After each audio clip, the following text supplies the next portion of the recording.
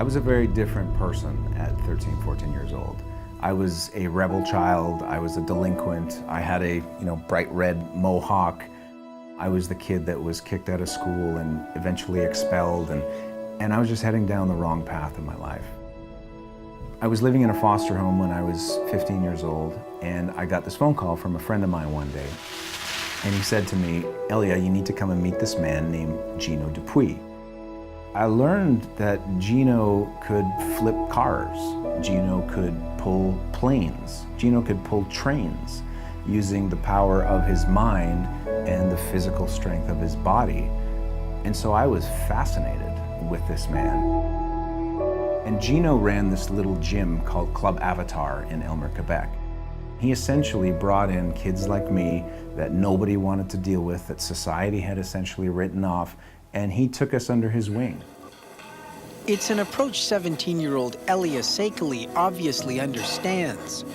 After just 3 months, he's already broken a world record.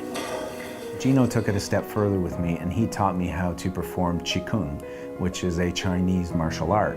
And essentially, through visualization and intention and generating strength in nature by pulling that energy around you and channeling that into a certain lift that you were doing, we were able to pull weights that were far beyond our natural abilities. What was amazing about what Gino was doing is that he was about 20 years ahead of his time. And he knew that cold water immersion training would enhance muscle recovery. So he had a group of 15 and 16-year-old kids that were performing these advanced techniques at a time where it was completely unheard of. We would use the Qigong to immerse ourselves in ice-cold water in the middle of winter to enhance recovery, and also to understand and put into practice the idea of mind over matter. Where a technique like this really comes in handy on a mountain is in a potential frostbite situation. So when you're in an 8,000 meter environment, the first thing to go are your fingers and your toes. Numerous times I have found myself in situations where the ends of my feet were completely numb.